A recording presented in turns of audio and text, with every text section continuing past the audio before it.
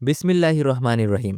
মাঝে মাঝে জীবনটা কোনো চিত্রনাট্য ছাড়াই চলতে শুরু করে। আমরা প্ল্যান করি একরকম, কিন্তু আল্লাহ আমাদের জন্য লিখে রাখেন অন্যরকম কিছু। আর বিশ্বাস করুন, আল্লাহর প্ল্যান সব সময় সেরা হয়। আজকের দিনটা শুরু করার সময় আমি ভাবতেও পারিনি দিন শেষে আমি এতটা তৃপ্তি নিয়ে বাড়ি ফিরবো। মন থেকে শুধু একটা শব্দই আসছে, আলহামদুলিল্লাহ। সকালটা শুরু হয়েছিল খুব সাধারণভাবেই।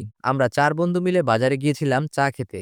চা খাচ্ছি, গল্প করছি, হঠাৎ চোখ গেল দোকানে থাকা কলাগুলোর দিকে। খুব লোভ হচ্ছিল, ইচ্ছে করছিল একটা কলা ছিঁড়ে খাই, কিন্তু পকেটে হাত দিয়ে দেখি না, স্বাদ থাকলেও সাধ্য নেই। খালি পকেটে দীর্ঘশ্বাস ফেলে চলে এলাম। তখন একটু খারাপই লাগছিল, কিন্তু জানতাম না আল্লাহ বিকেলের জন্য কি জমিয়ে রেখেছেন। দুপুরের পর আমরা চলে গেলাম ডাঙ্গা একে খানের প্রজেক্টে। জায়গাটা অদ্ভুত সুন্দর, শহরের কোলাহল নেই, শুধু নীরবতা। অনেক মানুষ এখানে আসে একটু স্বস্তির নিঃশ্বাস ফেলতে। আমরাও ঘুরছিলাম, প্রকৃতির দিকে তাকিয়ে ভাবছিলাম আল্লাহর সৃষ্টি কত সুন্দর। মনটা শান্ত হয়ে গেল। সকালের সেই কলার আক্ষেপটা তখন আর মনেই ছিল না। বাড়ি ফেরার পথে হঠাৎ দেখা হলো আরো 3জন বন্ধুর সাথে। ব্যাস, আড্ডা জমে গেল। হঠাৎ কেউ একজন বলল, চল আজ খেজুরের রস খাবো। সবাই এক কথায় রাজি, কিন্তু সমস্যা হলো রস কোথায় পাওয়া যাবে আমরা কেউ তা জানি না। তবু আল্লাহর নাম নিয়ে বেরিয়ে পড়লাম। শুরু হলো আমাদের রস খোঁজার মিশন।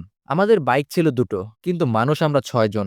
এক বাইকে 3জন করে ওঠা একটু রিস্কি, কিন্তু বন্ধুদের সাথে থাকলে একটু রিস্ক ও অ্যাডভেঞ্চার মনে হয়। অনেক খোঁজাখুঁজির পর বাড়ি থেকে অনেকটা দূরে অবশেষে কাঙ্ক্ষিত সেই রসের হাড়ি খুঁজে পেলাম।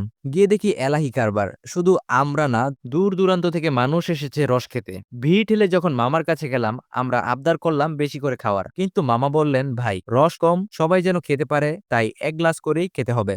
বিশ্বাস করবেন নাকি জানি না, ওই 1 গ্লাস রস খেয়েই মনে হলো কলিজাটা ঠান্ডা হয়ে গেছে। সকালের সেই না পাওয়ার আক্ষেপ, বিকেলের ঘোরাঘুরি আর রাতের এই জার্নি সব সার্থক।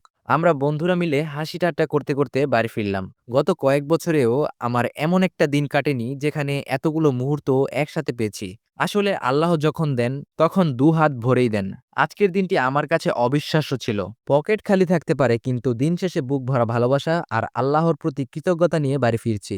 আলহামদুলিল্লাহ, সমস্ত প্রশংসাই আল্লাহর নামে।